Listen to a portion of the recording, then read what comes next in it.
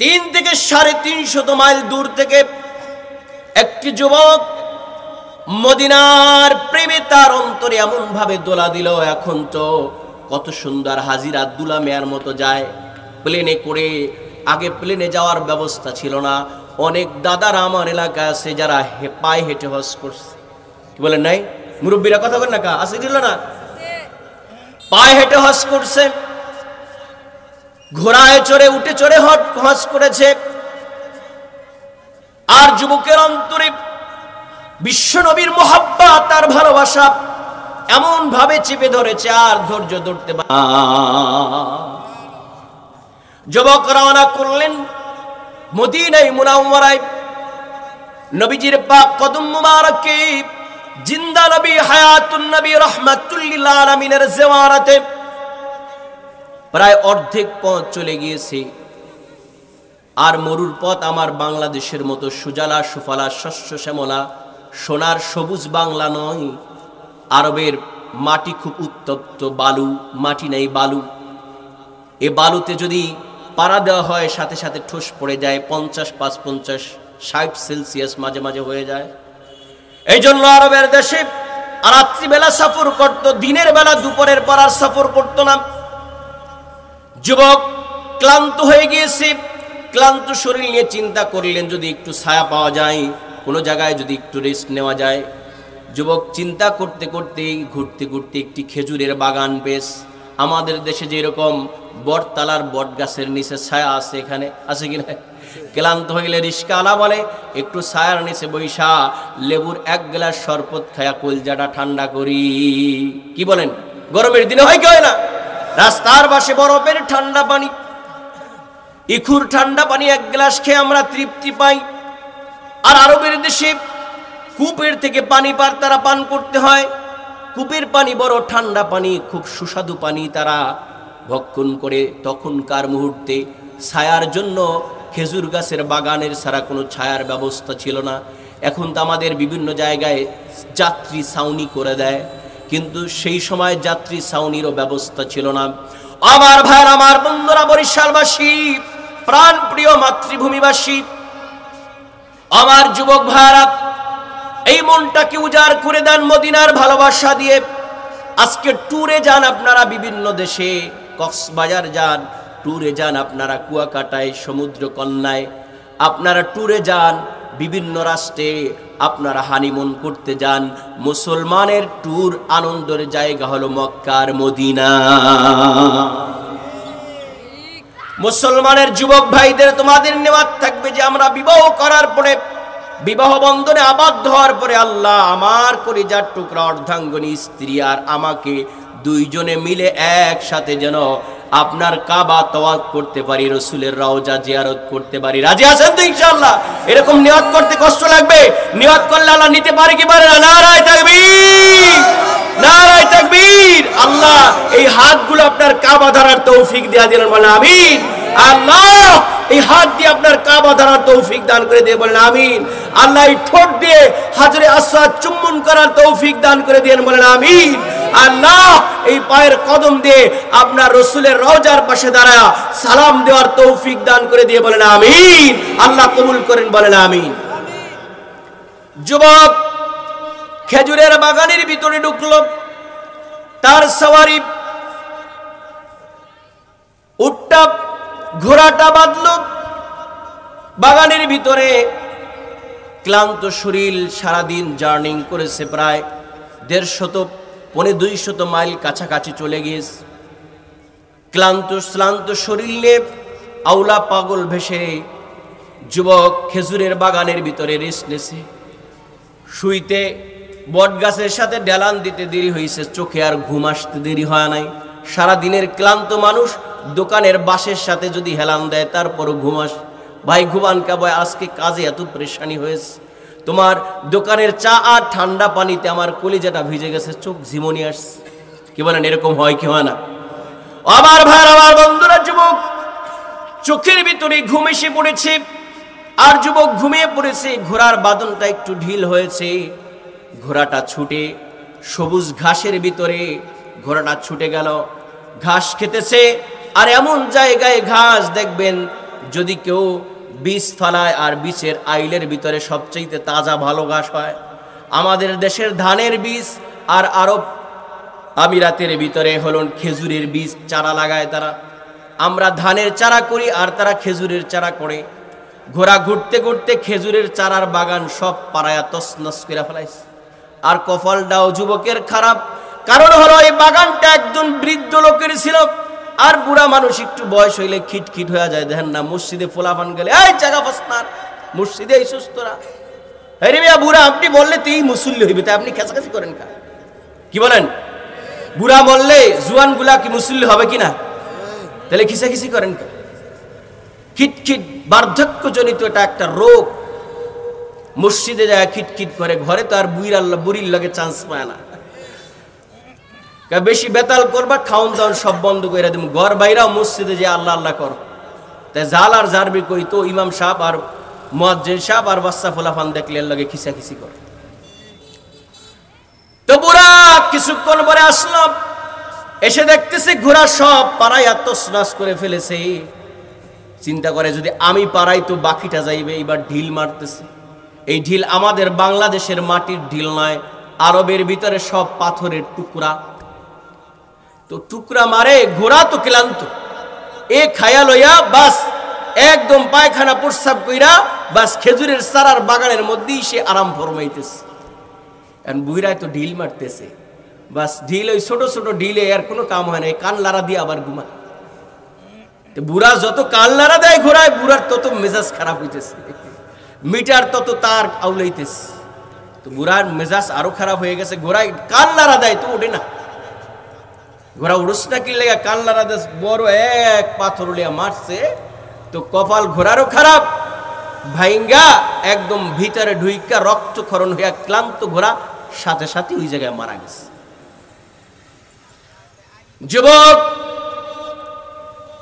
খেজুরের গাছের পাতার ফাঁক দিয়ে সূর্যের আলো যখন চোখের মধ্যে পড়েছে, টপ করে ঘুমটা ভেঙে তাকায় দেখতেছে সূর্য অস্তমিত হয়ে যাচ্ছে। আয় হায়, আমি তো যাব মদিনায় মুনাওয়ারায়, আমি এখানে আরাম করি কেন? আমার হায়াতের কতটুকু সময় আছে আমার জানা নাই। জীবনে মনে হয় নবীর রওজা জিয়ারতের সুযোগ আমার হবে না, আমি এখানে কেন ঘুমাই? যুবক টেনশনে পড়ে গেল। তাকায় দেখি যে পাশে ঘোড়াটা ছিল সাওয়ারি, ঘোড়াটাও নাই। যেইভাবে আরবের ভিতরে যদি যানবাহন না থাকে, ঘোড়া আর উট মানুষ পাগল পারা হয়ে যায়। যুবক চিন্তায় পড়ে গেল, ঘোড়াটা কোথায় চলে গেল? খুঁজতে খুঁজতে যা দেখতেছে ঘোড়াটা ডেড বডি হয়ে পড়ে আছে, আর বুড়া মানুষ লাঠি ভর দিয়া দাঁড়ায় রয়েছে। ও চাচা মিয়া, কি খবর? আমার ঘোড়া আমার সওয়ারি মারলো কি? চাচা বলতেছে, দেখো না যে তোমার ঘোড়া কি করছে। বুঝলাম আমার ঘোড়া ক্ষেত পাড়াইছে, নষ্ট করছে, কিন্তু মারছে কি? আমি ঢিল মারি, ঘোড়া উঠে না, কান মোড়ায় আবার ঘুমাই। তো ঢিল বড় হয়ে গেছে, আমি মেয়েরা ফেলাইছি। তো তর্কা তর্কিতে বুড়ারে ধাক্কা দিছে। ক্লান্ত মানুষ বুড়া জায়গায় পুরা যুবকের ধাক্কা বুঝে নিত। যুবকের মাথা গরম, যাবে মদিনায় মুনাওয়ারায়, আবার সওয়ারি নাই, সফর অবস্থায় কোথায় যাবে? বাড়ি সেই 200 মাইল দূরে, কাছাকাছি এসে পড়ছে। যুবক মানুষ মাথা গরম, ঠেলাঠেলি ধাক্কা ধাক্কিতে বুড়ায় পইরা বুড়ায় জায়গায় ডেট হয়ে গেছে। মুসলমান যদি অপরাধ করে, মুসলমান অপরাধের পরে অনুশোচনা আছে, কারণ মুসলমান তো ইমানদার। আর সমস্ত অপরাধের বিচারের কাঠগড়া একদিন আহকামুল হাকিমিন আল্লাহ সুবহানাহু ওয়া তাআলার দরবারে একদিন সকলের হিসাব দিতে হবে। এই জন্য মোমেনরা যদি ভুলেও গুনাহ করে ফেলে, সাথে সাথে মোমেনের সেন্সুয়েটে বাড়ি দেয়, ধাক্কা দেয়, তুমি কি করেছো এটা তো তোমার জন্য ভুল, এই কাজটা তোমাকে জান্নাত থেকে বের করে জাহান্নামে নিয়ে যাবে। একমাত্র মোমেন জ্ঞানীরাই এইটা চিন্তা করে। যুবক চিন্তা পড়ে গেল, হ্যাঁ আমি করলাম কি? আমি যাব কোথায়? আর কি করলাম? আমি তো খুন করলাম, হত্যা করলাম, আর হত্যা তো জঘন্যতম পাপ। এই পাপ কাজটা কেন আমি করলাম? যুবক দাঁড়া রয়েছে, অনুতপ্ত, অনুশোচনা হয়। যুবক আর জায়গা থেকে যায় না, লড়ে না, চড়ে না। আর ওই বৃদ্ধ বাবাজির 2টা সন্তান ছিল, দিন গড়ায় রাত্রির ছোঁয়া ছোঁয়া সন্ধ্যা হয়ে যাচ্ছে, বাবা এখনো ঘরে ফিরে না। ঘুরতে ঘুরতে ওই ছেলের দুই যুবক আবার সামনে এসে পড়েছে। এসে দেখতেছে যুবক দাঁড়ায় রয়েছে, ঘোড়া মরে আছে, বাবাও মরে আছে। ও যুবক, কে আমাদের বাবাকে মারলো? কে হত্যা করলো? ভুল করে আমি মেজাজ গরম, আমার ঘোড়াকে হত্যা করেছে, তাই আমিও মেরেছি। ধাক্কা ধাক্কির এক পর্যায়ে আপনার বাবা পড়ে মারা গিয়েছে। আমি তো অপরাধ করেছি, তাই তুমি পালাও নাই কে? অপরাধ করে তো মানুষ পালায়, তুমি পালাও নাই কে? অপরাধ কইরা দাড়ি থাকলেও দাড়ি ফালাইয়া পালায়, তাই তুমি পালাও নাই কে? কারণ আমি ইমানদার মুসলমান। ইমানদার মুসলমানরা কখনো পালায় না, কারণ দুনিয়ার মানুষের চোখ ফাঁকি দিয়া পালায়া দেশ থেকে দেশান্তরী হয়ে গেলাম। আমি পালায়া আমি আমার দেশে চলে গেলাম, আমার বাড়িতে চলে গেলাম, কিন্তু দুনিয়ার মানুষের চোখ ফাঁকি দিলাম। কিন্তু আমার তোমার রব আল্লাহর চোখ তো আমি ফাঁকি দিতে পারবো না। আমার ভাই, আমার বন্ধুরা, যুবক বলতেছে চলো যাই, দুনিয়ার আদালতে আমার রায় হয়ে যাক, বিচার হয়ে যাক। আল্লাহর আদালতে, যেই আদালতে ধরে না, যে আল্লাহ ধরলে আর ছাড়ে না, সেই দিন তো আমি আল্লাহর কাছে অপরাধী হয়ে আর দাঁড়াতে চাই না। সুতরাং চলো দুনিয়ার আদালতে আমার খুনের বিচার হয়ে যাক। আমার এই পাপ গুনাহ নিয়ে আমি কবরে যেতে চাই না, আমি পুত পবিত্র হয়ে যেতে চাই। এই জন্য আমি এই জায়গা থেকে পলাই নাই। নারায়ে তাকবীর। এর নাম হলো মুসলমান, এর নাম হলো ইমানদার। আমার ভাই, আমার বন্ধুরা, বরিশালবাসী, প্রাণপ্রিয় মাতৃভূমিবাসী, তখনকার বিচারক, তখনকার প্রাইম মিনিস্টার, প্রধানমন্ত্রী ছিল আমিরুল মুমিনিন হযরত ওমর ফারুক রাদিয়াল্লাহু তাআলা। কেমন বিচারক! যেই বিচারকের শাসন আমলে বাঘ আর হরিণ পাশাপাশি গায়ে ঘেঁষে পানি খেয়েছে, বিনা অপরাধে বাঘ তার হরিণের উপরেও আক্রমণ করতে সাহস পায় না। চিল্লায়ে বলুন সুবহানাল্লাহ। চলো যাই ভাই দুনিয়ার বিচারের কাঠগড়ায় আমিরুল মুমিনিনের দরবারে। যুবক সহ দুইজনকে আমিরুল মুমিনিনের দরবারে উপস্থিত হয়ে গেল বিচারের জন্য। আমিরুল মুমিনিন বিচার করলো, কাঠগড়ায় যুবক দাঁড়িয়ে গেল। তুমি তো তোমার ঘোড়া মেরেছে, সেই জন্য ঘোড়ার বদলে ঘোড়া দিলেই তো হয়ে যেত। ঘোড়ার বদলে যদি ঘোড়া দিত তাহলেই তো হয়ে যেত, তুমি মানুষ মারলা কেন? মানুষ হত্যা তো মহাপাপ। আর কোরআনের আইন হলো, যদি মানুষ মানুষকে মারে, হত্যা করে, হত্যার বদলে হত্যা কিসাস হয়ে যায়। এটা কার আইন? জোরে বলতে হবে, জবান খুলে, কার আইন? কার আইন? কার আইন? আপনি অ্যাসিড দিয়ে মানুষ মারলেন, আয়না ঘর তৈরি করলেন, হাজার হাজার মানুষ মেরে দেশ থেকে দেশান্তরী হয়ে পালাতে পারছেন, কিন্তু আল্লাহর আদালত থেকে পালাতে পারবে? জবান খুলে বলে না, পারবে কি পারবে না? পারবে। ইমানদাররা কোনোদিন পালায় না, আর ইমানদাররা জিহাদের ময়দান থেকেও সরে যায় না। ইমানদারের গুলিটা বুকের মধ্যেই লাগে, ইমানদারের গুলি কখনো পিঠে লাগে না। আমার ভাই, আমার বন্ধুরা, প্রাণপ্রিয় বরিশালবাসী, মাতৃভূমিবাসী, আমার বন্ধুরা, যুবক ভাইরা, যুবক দুনিয়ার কাঠগড়ায় বিচার চায়। যেই দিন আহকামুল হাকিমিন 50,000 সানা, 50,000 বছরের দিন হবে। একটি বিচারালয়ের দিন, কিয়ামতের হাসরের দিন। ওই হাসরের ময়দানে খুনি হয়ে জাহান্নামে যুবক যেতে চায় না, দুনিয়া থেকে পুত পবিত্র হয়ে আল্লাহর জান্নাতে যেতে চায়। আমার ভাই, আমার বন্ধুরা, আমিরুল মুমিনিন, প্রধানমন্ত্রী, অর্ধ পৃথিবীর বাদশা হযরত ওমর ফারুক রাদিয়াল্লাহু তাআলা রায় দিয়ে দিলেন কোরআন দিয়ে, যেহেতু মানুষ হত্যা করেছো, হত্যা মহাপাপ, তোমার আজকে কেসাস হয়ে যাবে। কিন্তু আমাদের বাংলাদেশের একটা আইন আছে, মনে করছেন এটা বাংলাদেশের আইন না, এটা বাংলাদেশের আইন না, এটা ইসলামের আইন, যে মানুষের যদি ফাঁসির রায় হয়ে যায় তাহলে তার শেষ জীবনের ইচ্ছা জিগায়। তোমার জীবনের শেষ ইচ্ছা কি? ওই যুবককে রায় হয়ে গেল।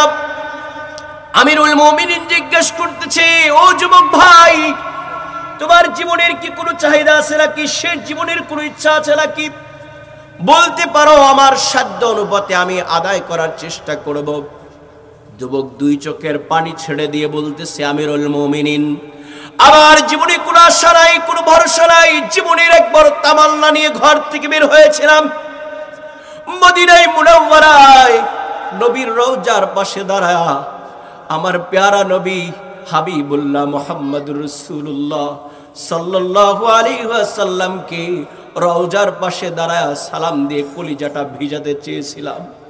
আমি তো নবী দেখি নাই, না দেখে নবীর সুন্নতি টুপিটা মাথায় দিয়েছি, না দেখে নবীর সুন্নতি জামা গায়ে দিয়ে আমি চলাফেরা করি, না দেখে নিজে নবীর সুন্নতি জীবনের রঙে রাঙিয়ে জীবনকে পরিচালনা করি। ও আমিরুল মুমিনিন, জীবনে কোনো সুন্নাত আমল আমি ছাড়ি নাই, কারণ আবার নবীকে দেখি নাই, নবীর অন্তরের ভালোবাসাটাকে আমি আর ধৈর্য ধরতে পারি নাই। এই জন্য 350 মাইল দূর থেকে আমি রওনা করেছি মদিনায় মুনাওয়ারায় নবীজির রওজার পাশে দাঁড়ায়া আমার নবীর রওজাটা দেখি আবার কলিজাকে আমি শীতল করতে চেয়েছিলাম। কিন্তু প্রতিবন্ধী কি হয়ে গেল, আমার হাতে খুন হয়ে গেল। কিন্তু তারপরও এই আফসোস আমার অন্তরের মধ্যে নাই। যেহেতু নবীর আদালতে, মদিনায় মুনাওয়ারায় আদালতে হাজির হয়ে গেলাম, আজকে এই কেসাসের মুহূর্তে এর চাইতে বড় ভয়ঙ্কর, বড় কষ্ট লাগতেছে। কারণ আমি এক ইহুদির সাথে ব্যবসা বাণিজ্য করি, ইহুদিদের সাথে। আর ওই ইহুদি মুসলমানরা আমানতদার, মুসলমানরা সত্যবাদী, মুসলমানরা মানুষের তা ঠগায়া খায় না, মুসলমানরা ওজনে কম দেয় না, মুসলমানরা মানুষকে ধোকা দেয় না, মুসলমানরা মিথ্যা কথা বলে না, মুসলমানরা আমানতের খেয়ানত করে না। এই জন্য ইহুদি আমার সাথে ব্যবসা বাণিজ্যের এক সন্ধি করেছে। আর আমার যে ব্যবসায় মালপত্র দিয়েছে, ইহুদি এর বিনিময়ে টাকা নেয় নাই। আমি বলেছি ব্যবসা বাণিজ্য করার পরে তোমার টাকা পরিশোধ করব। আমি মুসলমান, তাই ইহুদি আমাকে বাকিতে মাল দিয়েছে। বলুন সুবহানাল্লাহ, আরো জোরে বলুন সুবহানাল্লাহ। আজ এই দোকানে বাকি, তারপর দেখে টাকা অনেক বাকি, তারপর দেয় ফাঁকি। আর এক দোকানে দেয় বাকি, দেখে টাকা অনেক হয়ে গেছে, এইবার দিতে হবে ফাঁকি। আর এক দোকানে যায় আবার খায় শোষার মতো বাকি, সেখানে বাকি খেয়ে আবার সেই দোকান দেয় ফাঁকি। এইরকম ভালো চরিত্রের মানুষ আছে না? না। আর ইহুদি বলতেছে মুসলমানরা মিথ্যুক না, মুসলমানরা চিটার না, মুসলমানরা টাউটার না, মুসলমানরা বদমাইশ না, মুসলমানরা মিথ্যুক না, আমানতের খেয়ানতদার নয়। এই জন্য আমিরুল মুমিনিন আমাকে বাকিতে মাল দেয় ইহুদি, আর ইহুদির ঋণটা আমার পরিশোধ হয় নাই, আমার কাছে আমানত ঋণ রয়েছে। আর যদি আমি এই ঋণকে পরিশোধ না করি, ইহুদিরা সারাটা জীবন ভর মুসলমানদেরকে গালি দিবে। আমাকে গালি দোক, আমার সহ্য হয়, কিন্তু মুসলমানদেরকে গালি দিলে আমার পয়গম্বর নবী মুহাম্মদুর রাসূলুল্লাহ মদিনায় শুয়ে শুয়ে কষ্ট পাবে। আমি নবীকে কষ্ট দিতে চাই না, আমার ঋণটা আমি পরিশোধ করতে চাই। আপনি যদি আমাকে ছুটি দিতেন, সময় দিতেন, তাহলে আমি ঋণ পরিশোধ করে আপনার সামনে হাজিরা দিতাম। আমার ভাই, আমার বন্ধুরা, কত মানুষ দোকানে বাকি খায় আর ফাঁকি দেয়, আছে না নাই? এটা মুসলমানের চরিত্র? কথা বলেন না, মুসলমানের চরিত্র? মুসলমানের যদি সুন্দর ব্যবহার আর সুন্দর চরিত্র, আমানতদারিতা থাকতো, তাহলে আজ মুসলমানদের এই অধপতন হতো না।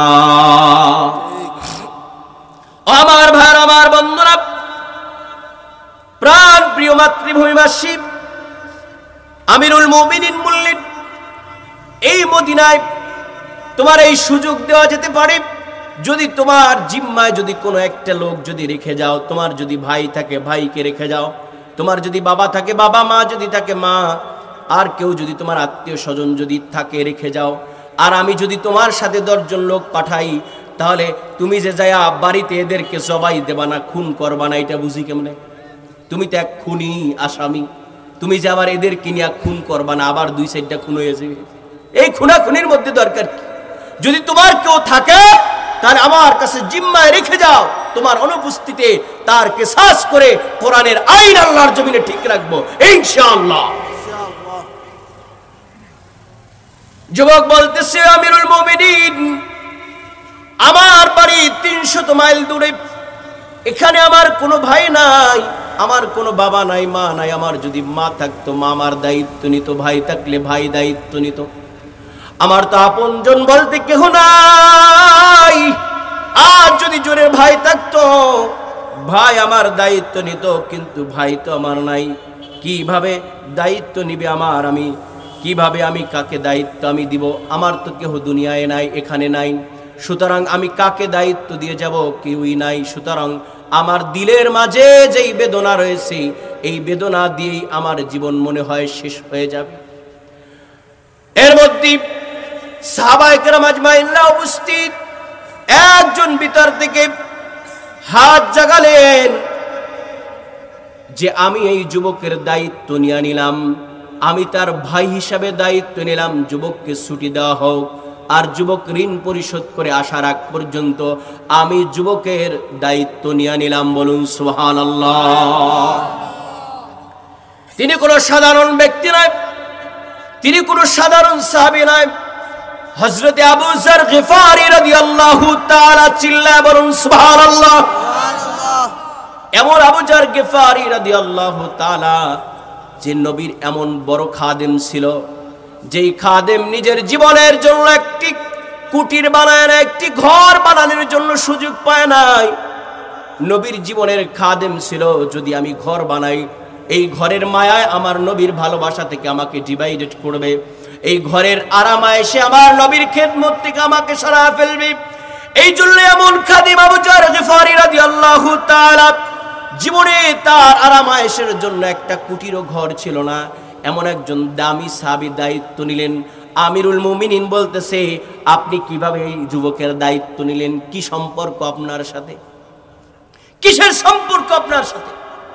আপনি কেন দায়িত্ব নিলেন এর? ও আমিরুল মুমিনিন, আপনি কি শুনেন নাই? আপনি কি জানেন না? আপনার নবী, আমার নবী, কলিজার টুকরা নবী, রাহমাতুল লিল আলামিন, পয়গম্বর আরবি সাল্লাল্লাহু আলাইহি ওয়াসাল্লাম বলেছেন, তার পবিত্র জবানের বাণী আপনি কি শুনেন নাই? যে আল মুসলিম আখুল মুসলিম, মুসলমান মুসলমানের ভাই।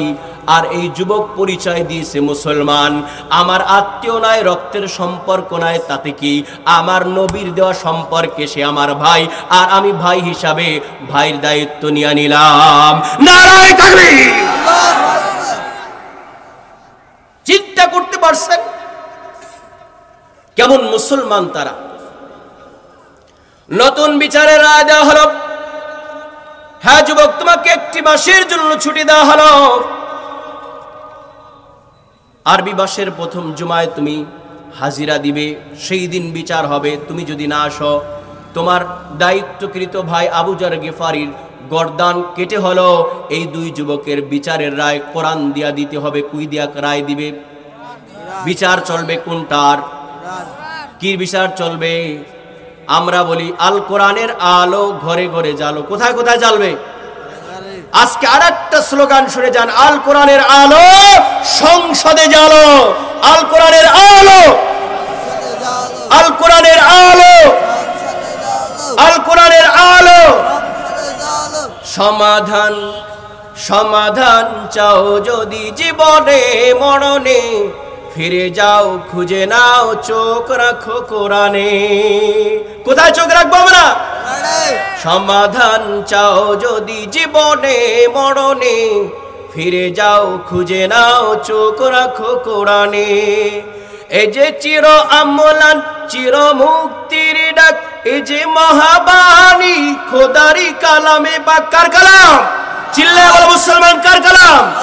এই যে মহাবাণী খোদারি কালামে পাক এই দুনিয়ার সেই দুনিয়া মুক্তি পাবে তুমি দোজাহানে সমাধান হো সমাধান সমাধান চাও যদি জীবনে মরণে ফিরে যাও খুঁজে নাও চোখ রাখো কোরআনে কোথায় চোখ রাখবো বিচার চলবে কি দিয়া আল কোরআনের আলো আল কোরআনের আলো নারায়ে তাকবীর সন্তানের জন্য কত মায়া বাবার অন্তরের মাঝে থাকে সন্তান এই করুণ বিদারিক ঘটনা যখন বলতে লাগলো বাবা জড়িয়ে ধরে গালে আর কপালে চুমু খেতে লাগলো বাবারে তুই পবিত্র হয়ে যেই জান্নাতে যাবি আমরাও সেই জান্নাতে যেতে চাই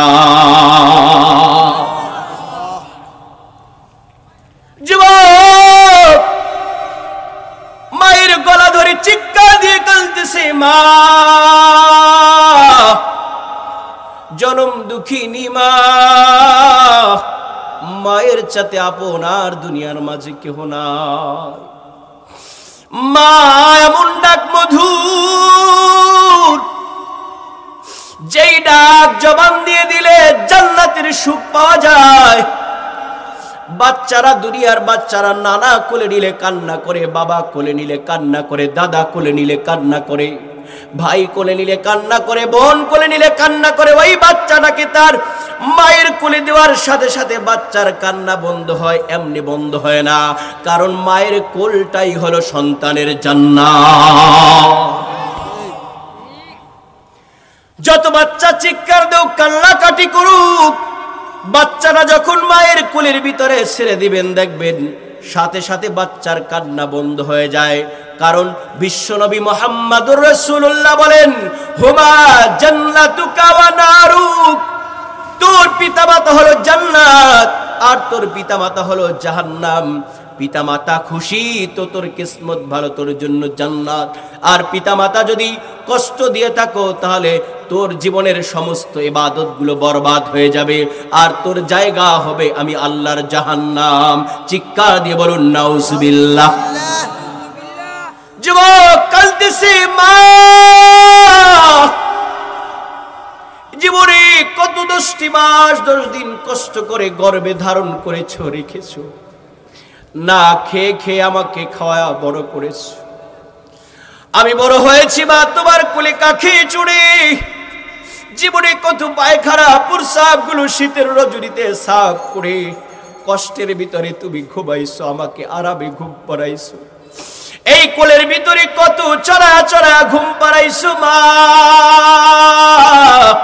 মদিনায় আজকে শেষ হয়ে যাবে হত্যার বিচার হয়ে যাবে আমাকে মদিনায় যেতে হবে মা শেষবারের মতো তোমার কোলের মধ্যে আমি একটু ঘুমাতে চাই মায়ের গলা ধরে যুবক চোখের পানি ছিঁড়ে ছিঁড়ে কাঁদতেছে ওগো মা একটু তোমার আমার ভাই আমার বন্ধুরা আবু যার গিফারি তার জীবনে 2টা আমল একটা হলো নিজেকে সবচেয়ে নিম্ন মনে করে রাসূলের ভালোবাসা দিয়ে গড়েছে রাসূলের আদর্শ দিয়ে নিজের জীবনকে পরিচালনা করে আর 2 নাম্বার হলো সূরা ইখলাসের আমল সূরা ইখলাসের আমল এত পরিমাণ আবু যার গিফারি করে যে তার কারণে তার শান ও মান আল্লাহ বাড়ায়া দিয়েছেন আমার ভাই আমার বন্ধুরা আবু যার গিফারি হাসতে হাসতে উপস্থিত হচ্ছে সমস্ত মানুষগুলো কান্নায় ভেঙে পড়তেছে আর আবু যার হাসতেছে মানুষগুলো জিজ্ঞাসা করতেছে আবু যার তুমি কেন হাসো বুঝলাম না আমি কেন তোমরা কেন কাঁদো তোমার কেসাস হয়ে যাবে এটা আমরা সহ্য করতে পারতেছি না আর তুমি কেন হাসো বলতেছে আজকে তো আমি নবীর শাফায়াত কেরায় করতেছি নবীর শাফায়াত কারণ 50,000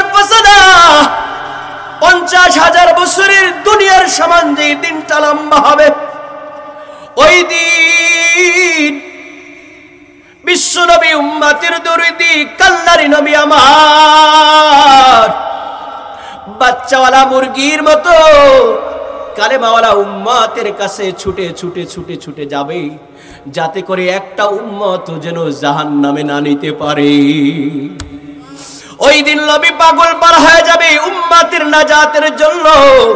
একজন কালেমাওয়ালা উম্মত জাহান্নামে যেই দিন যেতে দিবে না, সেই নবী কালেমাওয়ালা বিপদে পড়েছে। সেই বিপদওয়ালার কাছে আমি যে দাঁড়াতে পেরেছি আর নিজের গর্দান দিয়ে রসুলের এক উম্মতের ভালোবাসায় আবদ্ধ হতে পেরেছি, এই ভালোবাসাটুকু কিয়ামতের ময়দানে আমার নবী আমার রসুল হাবিবুল্লাহর শাফায়াত নসিব হয়ে যেতে পারে। সুবহানাল্লাহ। এই জন্য ভাই ভাইয়ের সম্পর্ক আজকে নাই, বন্ধু বন্ধুর সম্পর্ক নাই, ভাই বোনের সম্পর্ক নাই, বাবা পিতার সম্পর্ক নাই, সুন্দর নারী আর বাড়ি আর গাড়িতে শেষ। ভাই টাকাওয়ালার গরমে ভাইয়ের সম্পর্ক শেষ। ভাই বলি পরিচয় দিতে চায় না, সমাজে এরকম আছে না নাই? সুন্দর ব্যবহারকারী হতে হবে বলেছেন কে? ভাইকে কষ্ট দেওয়া যাবে না, বোনকে কষ্ট দেওয়া যাবে না, প্রতিবেশীদের কষ্ট দেওয়া যাবে না। ভাই ভাই আবদ্ধ করে একসাথে মিলেমিশে চলবো। আমাদের ভিতরে দ্বিধা আর দ্বন্দ্ব নাই। আমরা এই সুজলা সুফলা শস্য শ্যামলা সোনার বাংলাদেশে হিন্দু থাকবে, বৌদ্ধ থাকবে, খ্রিস্টান থাকবে, মুসলিম থাকবে, আমাদের মধ্যে ঝগড়া ফাসাদ বিপদ নাই। আমরা সকলে ভাই ভাই। রাজি আছেন তো? কি বলেন, রাজি আছেন তো? বন্ধুরা,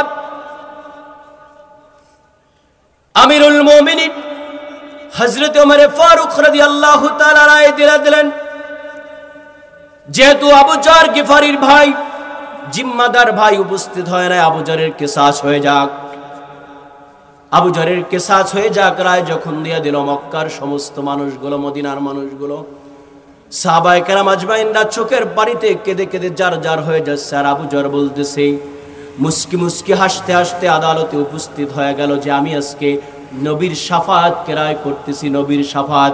চিৎকার দিয়ে বলুন মুসলমান সুবহানাল্লাহ। আমার ভাইয়ের, আমার বন্ধুরা,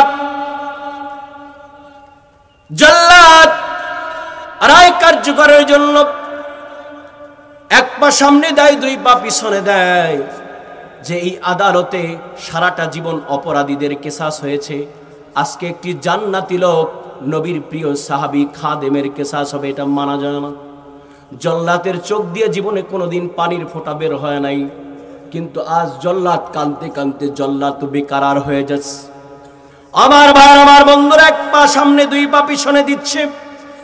জল্লাদ চিন্তা করে, আমার হাত দিয়ে আজকে নবীর সাহাবীকে কিভাবে কতল করব, এটা তো সম্ভব নয়। সমস্ত সাহাবীরা কান্দে, আমিরুল মুমিনিনও চোখের পানি ছেড়ে দিয়েছে যে আবু যর গিফারি আমার ভাইয়ের আজ কিসাস হয়ে যাবে। এর মধ্যে কে যেন ডাক দিয়ে বলতেছে, আমিরুল মুমিনিন, বিচারের কার্যক্রমটা একটু সময়ের জন্য বন্ধ করেন। দেখা যায় দূর দূর ধুধু বালু চর, কে যেন বালি ঝড় তুলে জানি কে মদিনার দিকে আসতেছে, একটু অপেক্ষা করেন। সকল সাহাবীরা, সকল মদিনার মানুষগুলো তাকিয়ে দেখছে, কে যেন ঘোড়া দাবড়িয়ে বালু ঝড় করে মদিনার ভিতরে ঢুকতেছে। সমস্ত মানুষগুলো অবাক চোখে, বাক শক্তি হারিয়ে মনে হয় তাকিয়ে রইল। যুবক আউলা ক্যাশার পাগল ভেসে হাজিরা হয়ে গেল। আমিরুল মুমিনিনের সামনে উপস্থিত হয়ে বলতেছে, আমিরুল মুমিনিন, ঘোড়ার বারপুশ ভাঙার কারণে আমার একটু দেরি হয়ে গিয়েছে, গোস্তাকি বেয়াদবি ক্ষমা চাই। আমার কলিজার টুকরা ভাই আবু যরকে বিচারের কাঠগড়ায় থেকে নামায় দেন, আর বিচারের কাঠগড়ায় আমাকে উঠায় দেন। কারণ দুনিয়ায় খুনের দায় নিয়ে দুনিয়ায় পলায়া পলায়া ঘুরতে চাই না, দুনিয়ায় খুনের দায় নিয়ে দুনিয়ায় বাঁচতে চাই না। দুনিয়ার মানুষের চোখ ফাঁকি দিব, কিন্তু আল্লাহর চোখ ফাঁকি দেওয়া যাবে না। দুনিয়ার আদালত ফাঁকি দিলাম, যেই দিন আল্লাহ কামুল হাকিমিন হবে, আল্লাহর ওই আদালত ফাঁকি দেওয়া যাবে না। সুতরাং দুনিয়ায় কেসাস হয়ে যাক, দুনিয়ায় আমার কেসাস হয়ে যাক। দুনিয়ায় আমি আমার শাস্তি দুনিয়ায় থেকে নিয়ে যাইতে চাই, আখিরাতে আমার নবীর সঙ্গে আমি শাফাত নিয়ে জান্নাতে যেতে চাই। কারা কারা রাজি আছেন? নারায়ে তাকবীর, নারায়ে তাকবীর। আমার ভাইরা, আমার বন্ধুরা, আর আমার দেশের লুণ্ঠনকারীরা, চোরেরা, দরবেশ বাবারা আল্লাহ নবীর সুন্নাত রাইকা দরবেশ সাজে কিন্তু কোটি কোটি টাকা লুণ্ঠন কইরা দাড়ি ছাইসা পলাইছে। আপনারা দেখছেন কি দেখেন নাই? যারা আসতে কয় এরা এই দলের লোক, দেখছেন কি দেখেন নাই? দেখছেন কি দেখেন নাই? বড় বড় কথা বললি বড় কাজ হওয়া যায় না, বড় মেয়া হওয়া যায় না। বড় বড় কাজ করলি সে বড় মেয়া হয়। আমার ভাইরা, আমার বন্ধুরা, আমিরুল মুমিনিন দুই চোখের পানি ছেড়ে দিয়ে যুবককে যারা ধরলো, আয় আয় আয়, ও যুবক ভাই আমার কোলে আয়। যেই যুবক 300 মাইল দূর থেকে নিজের বিচারের কিসাসের জন্য বিচারের কাঠগড়ায় যে হাজিরা দেয়, তাকে তো আমার আল্লাহ অনেক আগেই তার জীবনের গুনাহ মাফ করে দিয়েছেন। তার জন্য গর্দান কেটে পবিত্র বানাতে হয় না। চিৎকার দিয়ে বলুন সুবহানাল্লাহ। এইবার একজন জান্নাতি মানুষ নামাজ পড়ল, আর একজন জান্নাতি মানুষ উঠায় না। আমিরুল মুমিনিন কাঁদে, সমস্ত মানুষগুলো কেঁদে কেঁদে যার যার হয়ে যাচ্ছে। ওই যুবক বাবার হত্যার মামলা যারা করেছে, দুই যুবক বলতেছে, ও আমিরুল মুমিনিন, আপনার কাছে আমাদের আরজি, আপনার কাছে আমাদের বাদী পক্ষ থেকে আরজি হলো, ওই যে যেই যুবককে আমার বাবার হত্যার মামলার কারণে কাঠগড়ায় দাঁড় করালেন, আজকে আপনার কাছে আমার এক অনুরোধ, আরজি হলো ওই যুবক ভাইটাকে নামায়া দেন।